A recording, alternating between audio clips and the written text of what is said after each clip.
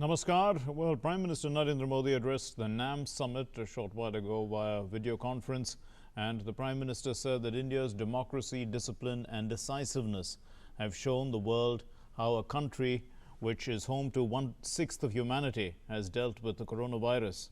So we'll be discussing this and other related subjects in News Night tonight. Let's begin with the headlines. Prime Minister Narendra Modi participates in the non-aligned summit on tackling COVID-19 meeting via video conference, calls on NAM countries to remain inclusive in their efforts against the epidemic, hails India's democratic model, says that democracy, discipline, decisiveness have come together to create a genuine people's movement. PM Modi says even as the world fights COVID virus, some people are busy spreading other deadly viruses such as terrorism, fake news and doctored videos to divide communities and countries.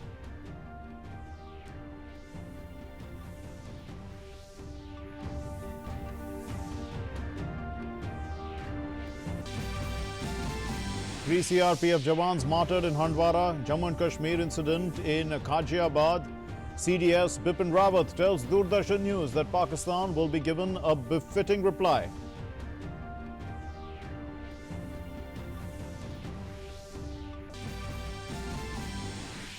Government has given permission to bring Indians stranded abroad back home. Their return will begin in a phased manner from May 7. The return to be on board airplanes and naval ships currently abroad. The Indian embassies and high commissions will prepare the lists.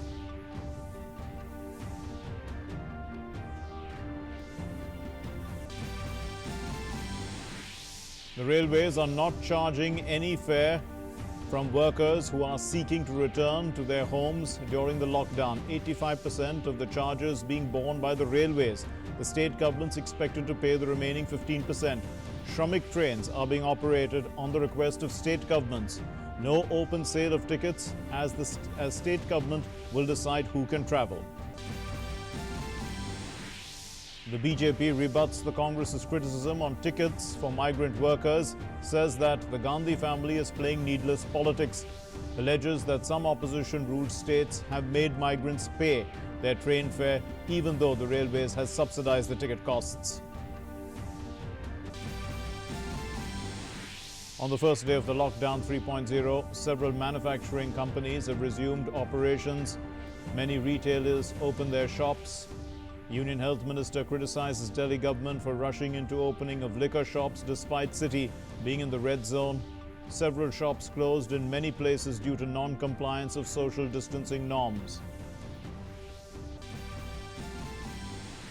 The preliminary examination of the civil services, which was scheduled for May 31, has been postponed. The Union Public Service Commission says that the exam and interview cannot be conducted at the current time, and the situation will be reviewed on May 20 before a fresh date is announced.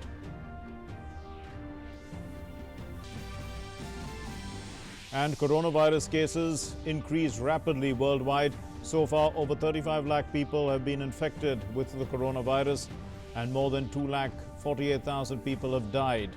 More than 11,58,000 people infected with COVID-19 in America, and 67,000 of those have turned fatal.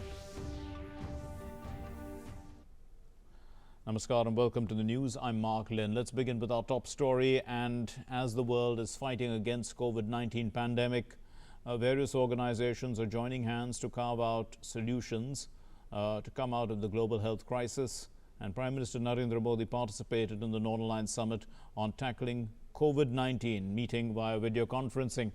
And the Prime Minister called on the NAM countries to remain inclusive in their efforts against the pandemic. And he hailed India as a leader as humanity faces its most severe crisis in many days. NAM should call upon the international community and the World Health Organization focus on building in developing countries. We should ensure equitable, affordable and timely access to health products and technology for all. We should develop a platform countries to pool our experience, best practices, crisis management protocols, research and resources. Excellencies, in the founding spirit of movement, let us aim today to come together, not grow apart. Each of us can be saved from the pandemic only if we all are.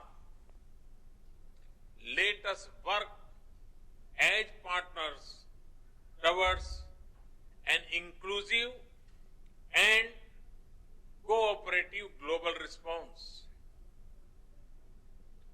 And Prime Minister Narendra Modi also said that even as the world fights COVID virus, some people are busy spreading other deadly viruses such as terrorism, fake news and doctored videos to divide communities and countries. Some people are busy spreading other deadly viruses such as terrorism, such as fake news and doctored videos to divide communities and countries. But today, I want to focus only on the positives. And India has talked about its democratic model on COVID containment at the NAM meeting. The Prime Minister said that India has shown how democracy and discipline can come together to create a genuine people's movement. During this crisis, we have shown how democracy, discipline and decisiveness can come together to create a genuine people's movement.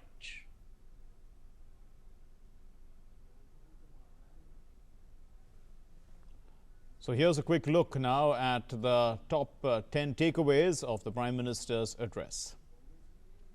The Prime Minister slammed Pakistan without naming it at the NAM summit, and he said that even as the fight of COVID virus, some people are busy spreading other deadly viruses such as terrorism, fake news and doctored videos to divide communities and countries.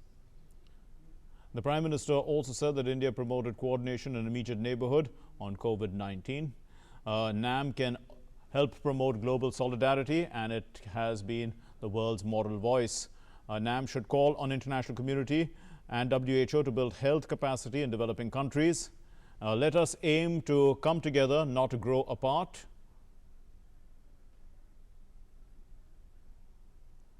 India has sent medical supplies to over 123 countries, including 59 NAM members. The Prime Minister began paying condolences to all those who lost loved ones due to COVID, says that humanity faces its most serious crisis in decades, and we need a new template also of globalization based on fairness, equality, humanity. We also need to promote human welfare and not focus on economic growth alone.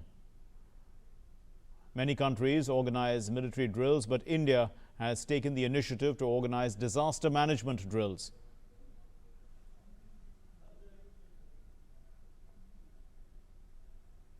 Prime Minister Narendra Modi has also mentioned about India's efforts in combating COVID-19. Let's listen in. India's civilization sees the whole world is as one family. As we care for our own citizens, we are also extending help to other countries. To counter COVID-19,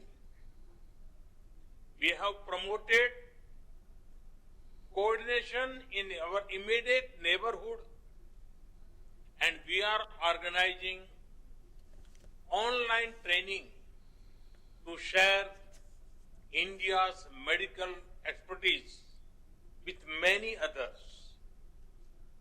India is regarded as a pharmacy of the world, especially for affordable medicines. Despite our own needs, we have ensured medical supplies to over 123 partner countries, including 59 members of NAM. Well, and let's put this all into perspective. We are joined by Dr. Sriram Cholia, Professor and Dean at the Jindal School of International Affairs, joining us via Skype. Dr. Cholia, thanks for being with us. So, the Prime Minister describes NAM as the moral voice of the world, and also, India playing a very significant role, 1/6 of the world's humanity, but blending democracy, discipline and decisiveness in showing a path, in a sense, to the world on how to deal with COVID. Put that into context for us.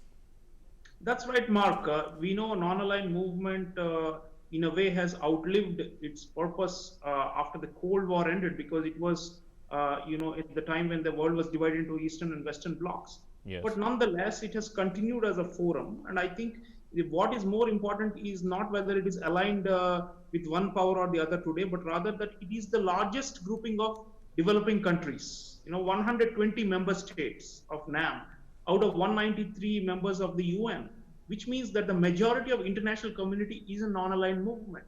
And interestingly, India is a prominent developing country and has always been a leading force in NAM, while China has not been ever a member of NAM.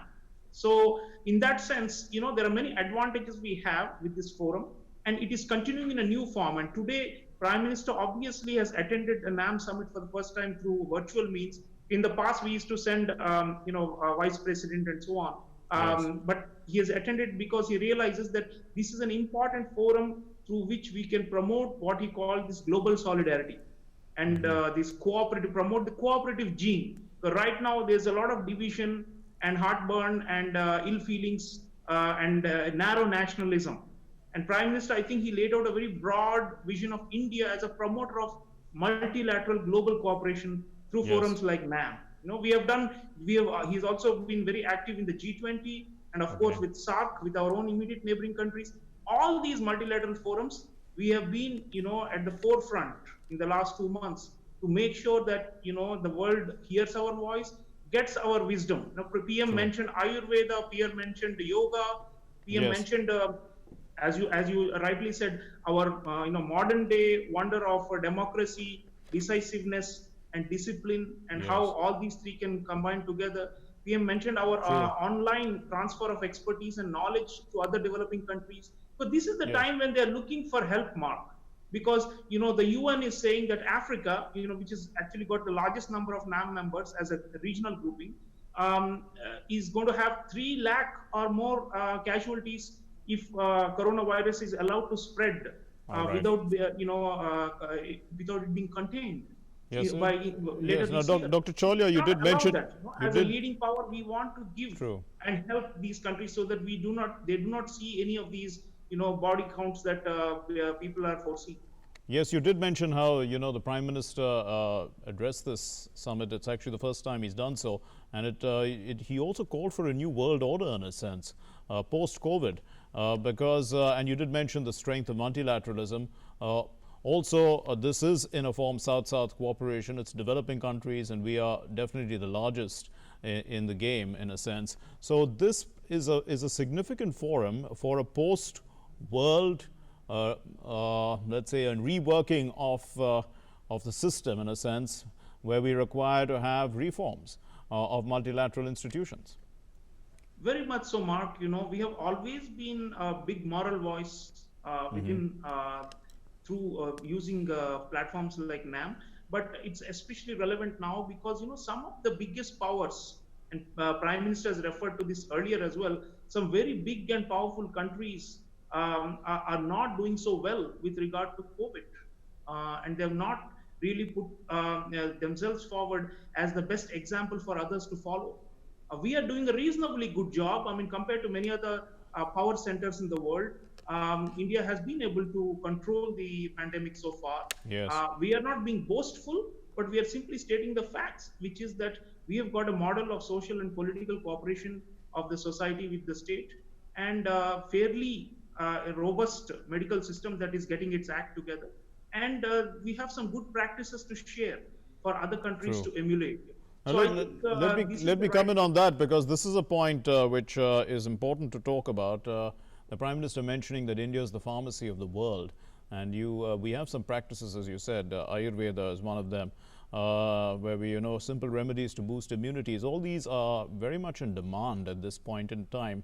And when the world is sort of pulled back economically because of the COVID crisis, here's a chance, for Indian pharmacies or pharmaceutical companies rather to take a step forward, and even our traditional methods of medication to take a step forward, because they're acceptable in dealing with respiratory illnesses, and we have some sort of results as well to show that it's positive. Apart from that, India has already, as the Prime Minister was saying, been helping a lot of these countries, 59 of them being NAM countries, with medications. In a sense, we're already playing the role. Yes, Mark, very much so, but it needs to be re-emphasized. And I think the NAM summit is the right forum for the whole world to hear this, because, PM also mentioned some negative coverage and, fake news about India and all these things which have been spread by some malign interests. So it's important. Yes. And the health products that the PM mentioned, timely access to health products and healthcare. This is where India has a lead. We have an advantage, and we have a kind of a, advanced manufacturing capacity. Even with vaccines, Mark, I mean, we have the, the capacity to help the whole of Asia, Africa, and Latin America, not to mention the developed countries which are also looking for our help. I mean, if you look at, for example, the Oxford University cooperation with the Serum Institute in Pune, Maharashtra, is one of the likely, rays of hope for the whole of humanity that we can find a vaccine. So Absolutely. India has a foothold in all the solutions. It's not science that India has no expertise in. Creating vaccines, we are pretty good at it. We have had that ability. I mean, even new vaccines, we can be at the forefront. This is not something that it's a game where we have to catch up. We are right up there, actually, and we can definitely take advantage of this time when the world is looking for a new vaccine. Possibly, we are in the race. We don't know what's actually happening. We are hearing news that we could be in the race where, the vaccine can actually even emerge from India. And that would be a huge boost. But apart from that, let's put into perspective multilateralism itself. What do you think? I mean, there was the relevance of NAM in a post, bipolar world. What is the relevance of NAM? People are going to ask now. We see that NAM has got a new relevance after COVID. Look, Mark, I think institutions are sticky, even if they outlive their original, purpose, they still manage to be forums where large groups of countries can come together. They have formal mechanisms like summits and ministerials and dialogues and all these things. So at the level of disaster preparedness, we are promoting NAM mechanisms. At the level of the sharing of medical practices, we can use NAM. NAM can also become a means by which we can consolidate how frugal innovation can help, because all these developing countries cannot afford to have massive, healthcare budgets. We don't have those. And secondly, the bailouts, even the economic bailouts that are coming out as a cushion against the losses being caused to industry and agriculture and service sectors. Again, there we must find our own path, which is under conditions of scarcity and limited resources. So I think these are areas where you cannot have, for example, you cannot compare Australia and Angola. Okay. But you can compare Angola and India, and there's more that Angola can learn from India than from Australia.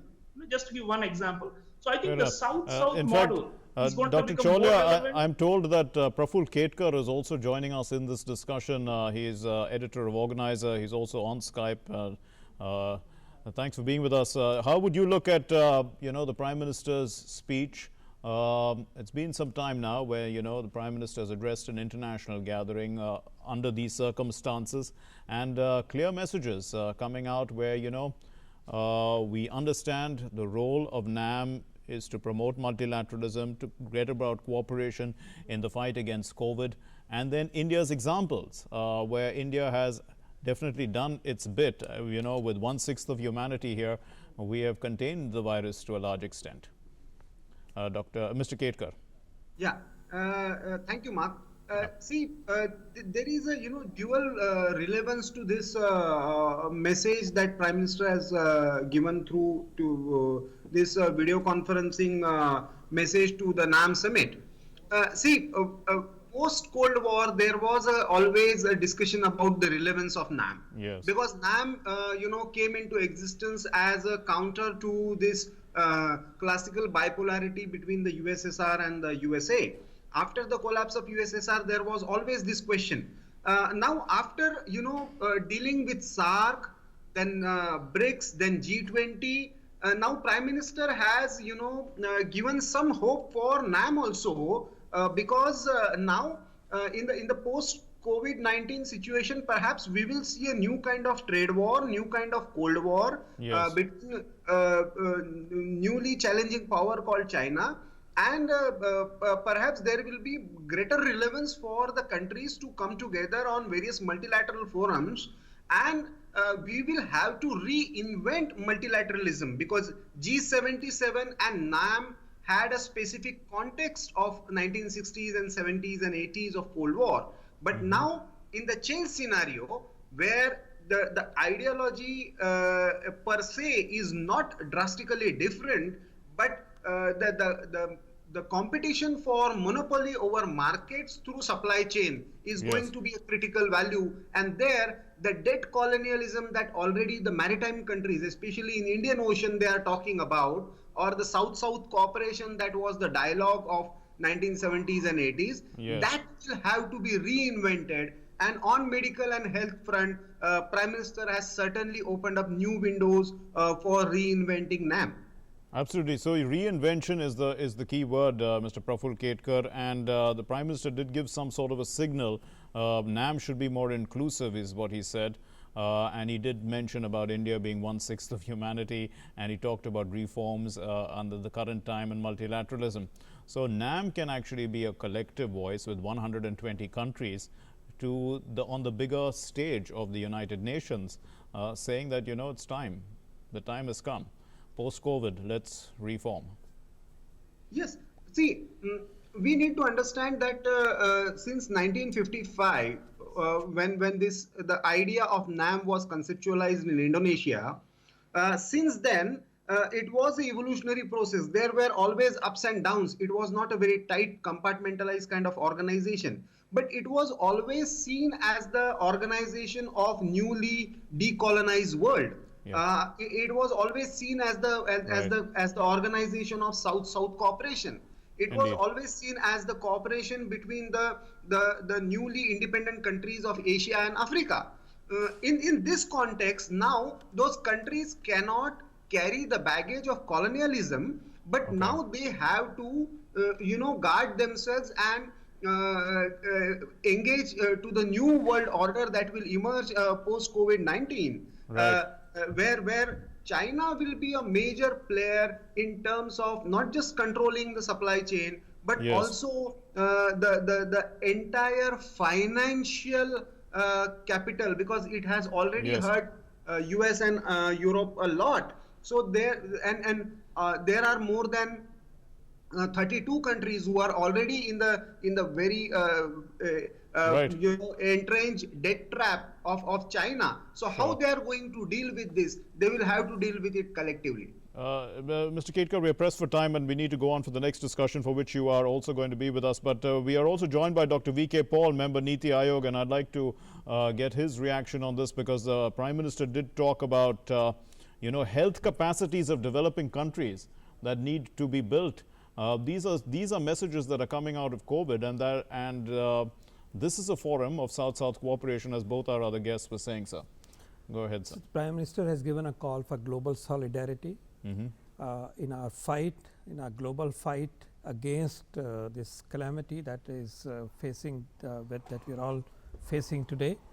And in that, he has asserted the role that India has played so far, and the role that India can play in the larger fraternity of nations.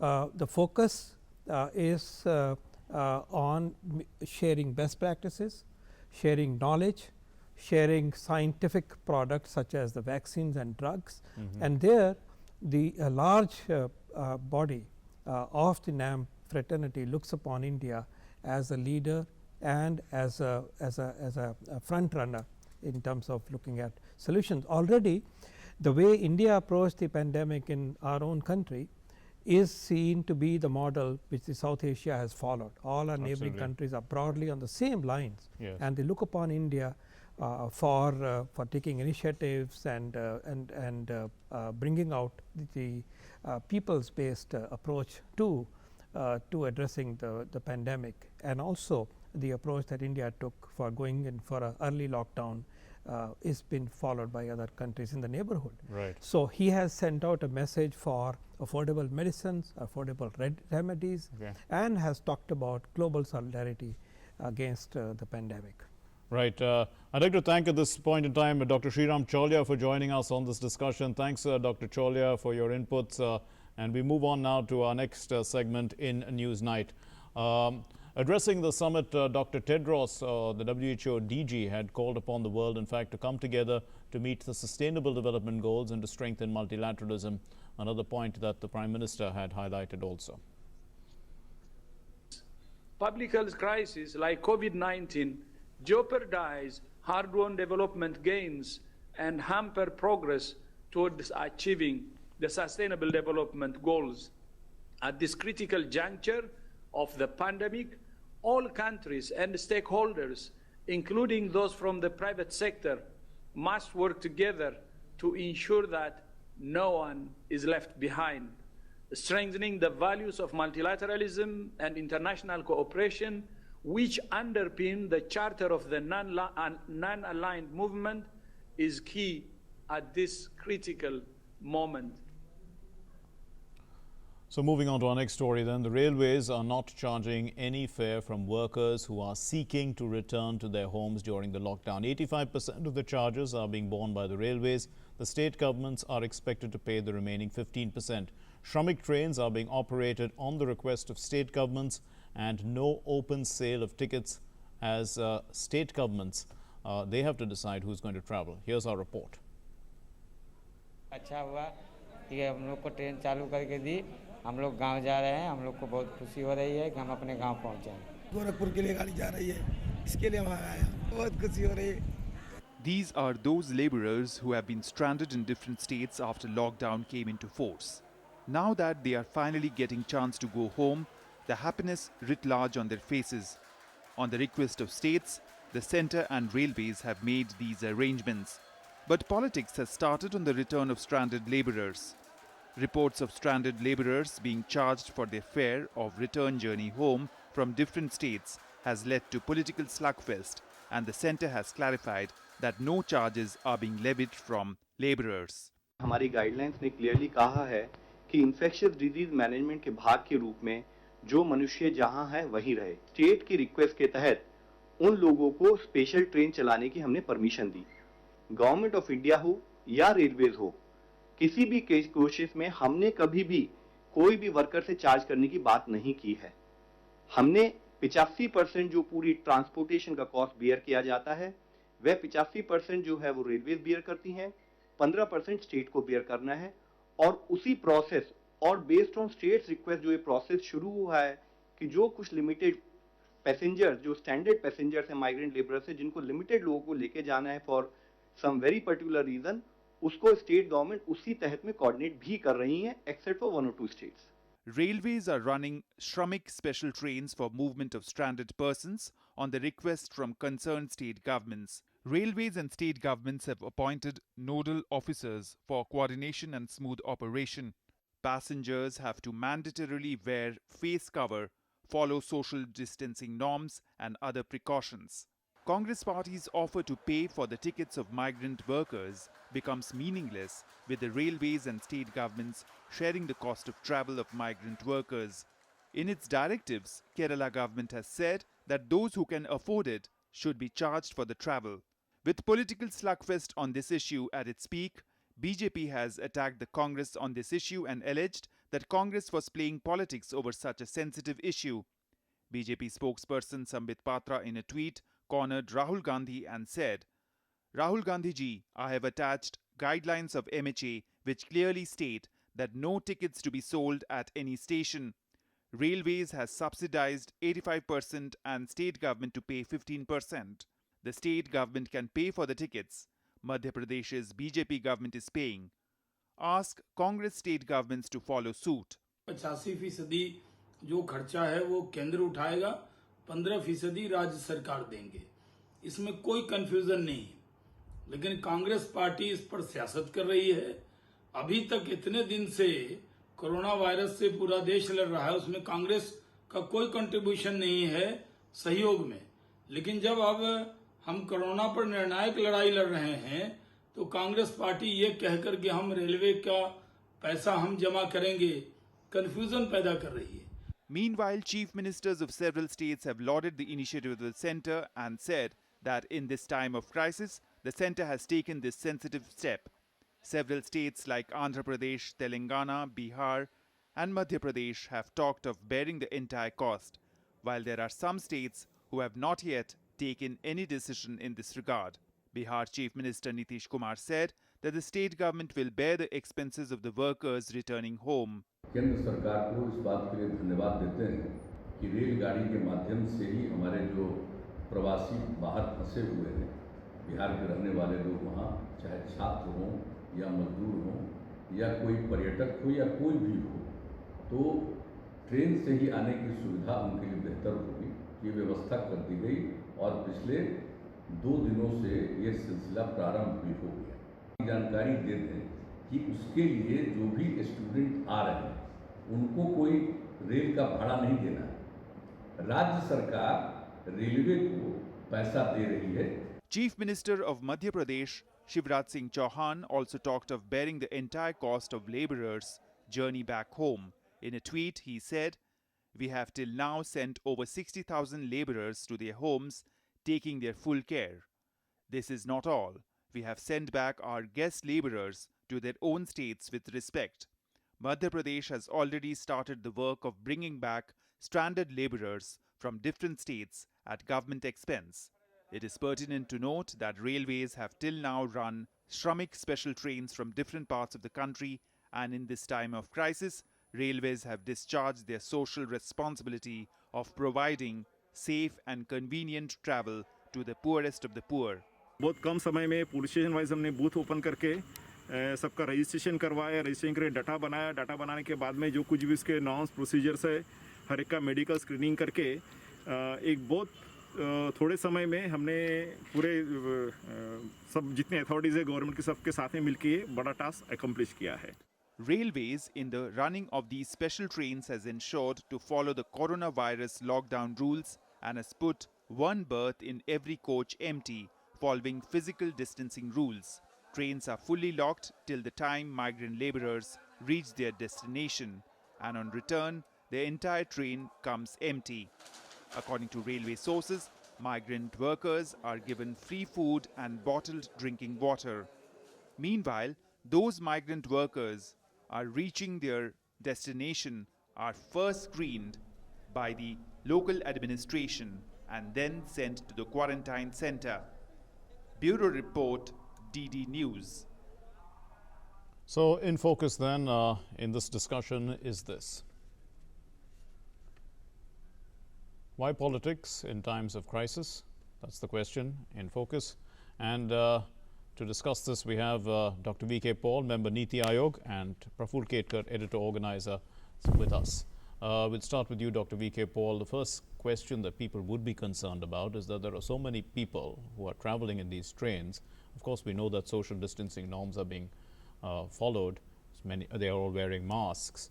But is it a cause of concern? I mean, we managed to contain the virus. Is this a chance, that it can spread?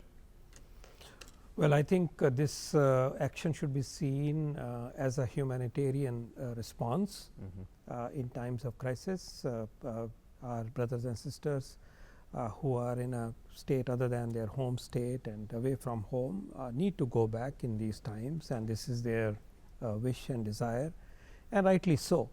But what is important is to realize that this mobilization is taking place following very systematic process. Standard operating guidelines, as you heard from the feature just now, are being followed. Social distancing is being maintained while traveling. Masks are being worn. At the same time, when the migrant laborers are reaching the point of disembarkment, there is a screening that goes on, and these individuals will be under quarantine. If we follow this procedure effectively, there is practically no chance that we would face any difficulty in the places where the migrant laborers would reach. But Right. it is the duty of the administration, and even more so of the persons, to follow the norms and the guidelines that are being given.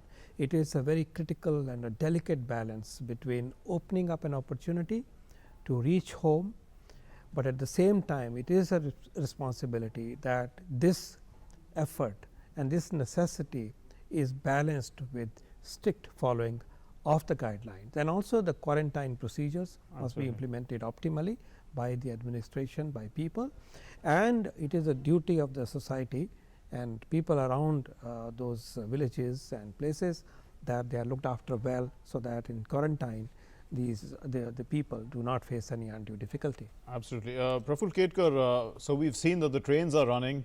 We've seen that the people are on the trains. There are logistical issues involved. But despite all that, everything running smoothly, there's politics being played over it, which is unfortunate. We also heard Dr. V.K. Paul saying that, what procedures have been put in place, because even after they reach their destinations, they have to go through further screening, quarantine. So, all best efforts have been put forward. But at a time like this, there's no opportunity being missed to sort of put the government in a bad light. Of course, that's the role of the opposition, one would say, but at a time like this, the question comes. No, I don't think this is the role of the opposition. The role of the opposition is to corner the government if government is going wrong. See, we have to see this entire issue in two phases. In the first phases, when certain political forces tried to mobilize the laborers with the rumor mongering, and then created a panic. See, first you said why only for the privileged students? Why you are moving only students and the people who are stranded outside, who have gone for us? Now, when the labor, we have created around 21,000 labor camps all over India. The government as well as society, various social organizations are taking care of them. But still, the rumor mongering, the poor are dying kind of narrative was going on. I agree that it is a humanitarian initiative. It is not just about their food security. It is also about the psychological need to go back home, have comfortable atmosphere with the family members. That is also a critical factor, and that's why this step is taken. This is a huge historic step taken by the center, and especially I should commend the railways. The entire railway, Indian Railway has played a very critical role, either by creating the quarantine zones within railway guest house and railway bogies, but at the same time now this important initiative of making so huge transfer of population, but still with a very meticulous health protocol. So I think everybody should support. It should be appreciated, definitely, and people should be a part of it. They should. Yeah. We should play a very supportive role in communicating. There are certain places where deliberate miscommunication was done. There are instances in Mumbai, in some southern states, where people were called in. The process is very clearly defined. You have to register. Every state government has created a nodal agency to register in this process, and as per your turn, the state government will give you the official ticket, for which the cost will be 85% will be borne by the center, 15% that is related to the registration fees, and initial food related arrangement that is also part by the state government. Absolutely. So the division is very clear. I just wish no petty politics on this issue, because we have to do this very, very cautiously. One single mistake and 82% of green and orange zone can again go back to somewhere reddish. And we don't want unrest also amongst the migrant workers, and that can also create, a sort of a situation. But Dr. Paul, let's look at also, I mean, the government has now also given permission to bring stranded Indians abroad back home, and this will be done in a phased manner, and the embassies and the high commissions will prepare lists. This is also another important thing, but the point is that when are we done with our concerns about COVID right now, that we're all this, why now is the question? Well, and our concerns regarding COVID stay. They are always there, but the time has come that post lockdown we do look after humanitarian concerns and needs that had to be be halted in a given situation. Now again, to get back Indians who are stranded abroad and who want to come home is a humanitarian issue. And this, in a way, it is also their right, and it is a duty of the government to assist that process. What is again very important is the guidelines that have been laid down. For example, it will be only the asymptomatic individuals who would travel, and all precautions will be taken during this travel, which will happen in a structured way, phased way, maintaining social distancing and all the other precautions. But more importantly, when they arrive in India, they are quarantined and they are tested negative before they visit their families and go into the community. Now, if you follow these scientific guidelines, it is worth taking this initiative, which is important again for tiding over the crisis from the point of view of the families whose loved ones are in another country. A final word from you, Praful Ketkar, because this is a time when the lockdown 3.0 has started. There are a lot of economic activities that have begun. People are looking at with hope at the restart of their lives to pick up pace once again, get back their finances organized. This is a time when the country should be standing together, definitely, wouldn't you say? Yes. And now, because this Shramik trains is just one issue, this second phase will start about the people who are stranded outside India and registered. Again, there is a due registration process. There is very, very detailed protocol regarding this. In the first phase, only 15,000 people will be coming in first 7 days. So we have to be very careful about communicating these numbers and protocols. No politics, no political, brownie points at this juncture. Otherwise we'll be playing with the lives of thousands and lakhs of people. So we have to be very careful. If you want to give suggestions, play a constructive role. But please, the way Maharashtra or Kerala government tried to do, and in fact they tried to, after taking some money, they tried to blame the center. It's a very, very bad trend. This is a this is a test for our cooperative federalism. Thanks very much, Praful Ketkar and Dr. V.K. Paul, for helping us understand this important subject at a time like this. Lockdown 3.0, politics being played at the current time, and as Dr. Paul says, citizens have an important responsibility as well, and let us all maintain that. Moving on to our next story then. As we have entered the third phase of the lockdown, The government is now working towards facilitating the return of Indian nationals stranded abroad. The operation will be conducted on compelling grounds in a phased manner. The operation will begin from the 7th of this month. The travel would be arranged by aircraft and naval ships. The standard operating procedure has been prepared. Indian embassies and high commissions are preparing the lists of distressed Indian citizens. This facility will be made available on a payment basis. Non-scheduled commercial flights would be arranged for the air travel. The passengers will be screened before they board the flights, and only asymptomatic passengers will be allowed to travel. Upon reaching, everyone will have to register on the Arogya Setu app. They will be screened once again, and after the screening, the passengers will be quarantined for 14 days.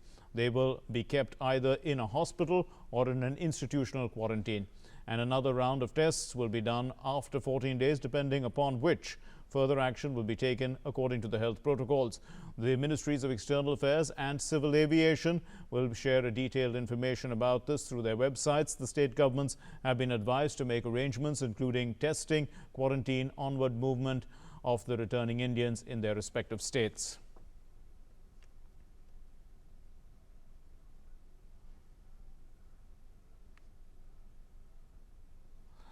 Three CRPF personnel were martyred and 2 others injured when terrorists opened fire on them at a checkpoint in Kupwara. This is a day after 5 security personnel lost their lives during an encounter in the district. A teenaged civilian, reportedly of unsound mental condition, was also killed in the exchange of fire between the security forces and the ultras.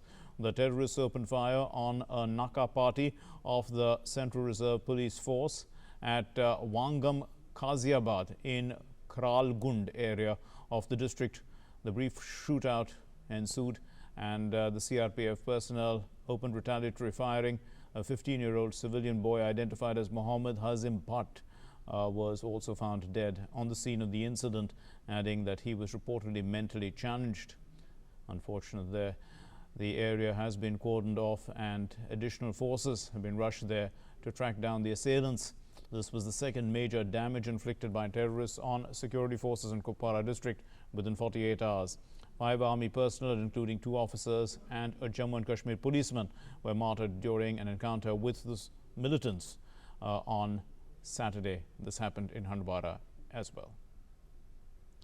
Earlier in the day, DD News had spoken exclusively to the Chief of Defence Staff, General Bipin Rawat, and speaking on the Handwara attack, he said that India has and is always prepared to fight any challenges. They were sure that infiltration activities would take place as soon as the snow starts melting, but India is ready and is conducting an investigation to foil any such attempts. He thanked the people of Kashmir for their support and faith in the army. हमें तो कभी भी ये उम्मीद नहीं थी कि corona के दौरान पाकिस्तान इन्फिल्ट्रेशन को रोक देगा या कश्मीर में माहौल बिगाड़ने की कोशिश नहीं करेगा। तो इसके लिए हमारी सेना पूर्ण रूप से तैयार थी। हमें पूरा यकीन था कि इन्फिल्ट्रेशन की कार्रवाई जैसे ही बर्फ़ पिघलना शुरू होगी, इन्फिल्ट्रेशन होगी। इसके लिए हम तैयार थे और उसी के तहत लगातार कार्रवाई चलती जा रही है। जनवरी से और अप्रैल के महीने में किस तरह की सफलता मिली है सिक्योरिटी फोर्सेस को जम्मू कश्मीर में, और हमें अगर इस वक्त सफलता मिल रही है तो वो मिल रही है क्योंकि जम्मू कश्मीर की जो आवाम है वो हमारे साथ है, वो हमारा सहयोग कर रही है। And he highlighted the importance of motivation to any frontline soldiers. It is the role of armed forces that armed forces are adept at, and they collectively thought it appropriate to share that with the frontline COVID warriors as well. The Corona warriors who are in the front line need to remain motivated. They must have sufficient fervor in them to go on. And for that we felt that if we as the armed forces can do something to motivate them, to keep them rejuvenated, what is it that we can do? And the little that we could do is give them the support. We do know how to motivate people because we constantly motivate our soldiers. General Rawat also said that the armed forces are assisting the health ministry in any way necessary. The army medical infrastructure has been adapted to assist civilian hospitals in different parts of the country. We are working with the other government agencies, particularly in sync with the Ministry of Health and Family Welfare, because they are the ones who are actually leading the fight. and they keep giving us guidelines, they keep giving us some kind of an assessment as to what is likely to happen in the future. And keeping that in mind, we are preparing ourselves. We have prepared a number of isolation and quarantine facilities. We have created special hospitals for treating COVID patients in the northern region, southern, eastern, western and central India. We are constantly upgrading our facilities, and let me assure you that even at the cost of inconveniencing our own soldiers, sailors and airmen, we will make sure that we provide adequate support to our people, to our citizens. And homage was paid to the martyred soldiers who laid down their lives in Kashmir, in Handwara. You can see their names there: Rajesh Kumar,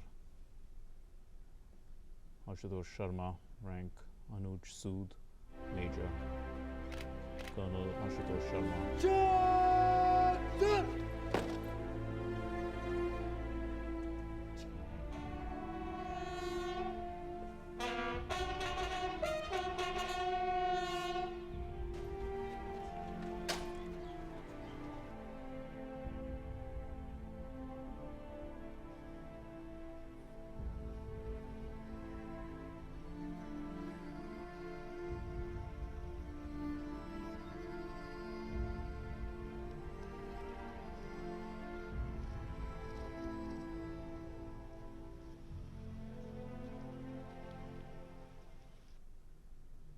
Well, the third phase of the nationwide lockdown to combat COVID-19 began today. Let's look at the relaxations announced by the centre to support economic activities. The third phase of the nationwide lockdown to contain the spread of COVID-19 started on Monday, May 4th. Lockdown 3.0 will last till May 17th. However, the central government has announced several relaxations to support economic activities.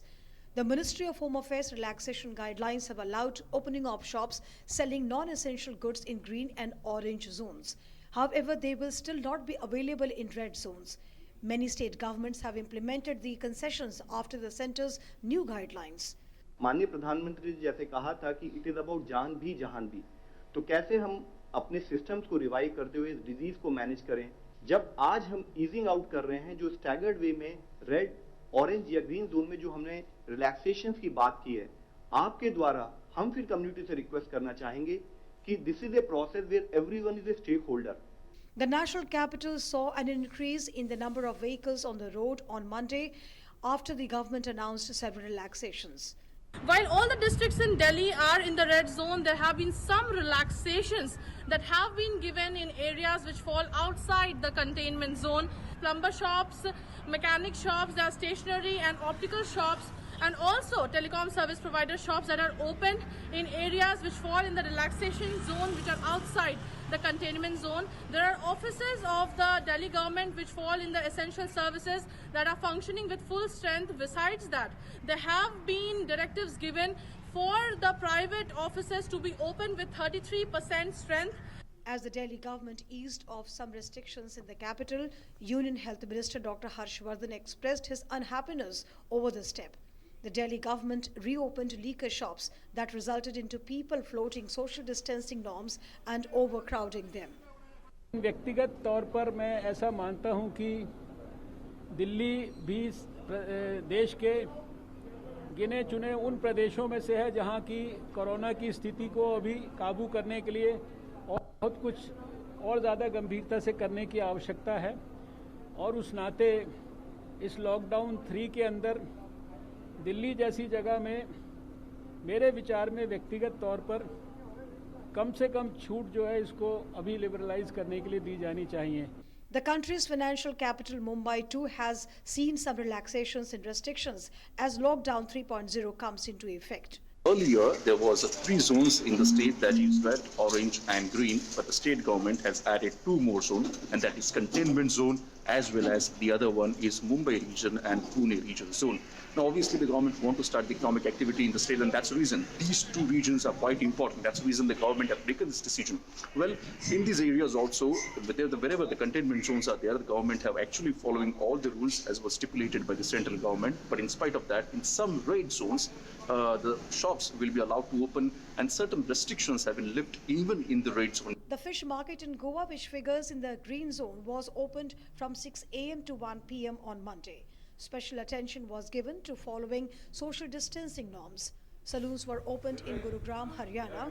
As per the revised lockdown guidelines issued by the Home Ministry, only 1 customer is allowed inside at a time under social distancing rules. Needless to say, the saloon has to maintain highest standards of hygiene. Following revised guidelines by the Karnataka government, textile factory workers were seen getting down to work in Penia industrial area of Bangalore. The Bangalore City Corporation has made it mandatory that people must wear masks when they venture out of their homes. Else, they will attract a fine of rupees up to 1,000. So on the day when the lockdown norms have been relaxed, when people ventured out of their homes today, many ended up paying huge fines. The Bangalore City Corporation admitted to collecting over 2 lakh rupees of fine today. In Kerala's capital Thiruvananthapuram, shops selling essential and non-essential items were open. However, the ban is still in force on single and multi-brand retail malls. People and vehicles were seen moving around in Guwahati after the state government had removed many restrictions in the northeastern state of Assam. Commercial establishments have been opened across the country depending on the classification of zones into red, orange and green. And while social distancing is being followed, economic activities have restarted, keeping in mind the mantra Jaan Bhi Jahan Bhi. Bureau Report, DD India, DD News. Some more international news now. And Japan's Prime Minister Shinzo Abe has decided to extend the emergency to end of this month. And Abe, in fact, cited his advisors as saying that Japan had not seen the explosive surge in infections seen in some other countries, but the number of new infection cases had not fallen enough, and there were regions where the medical system is facing some strain. And with that, we conclude News Night for tonight. Thanks very much for being with us. Namaskar.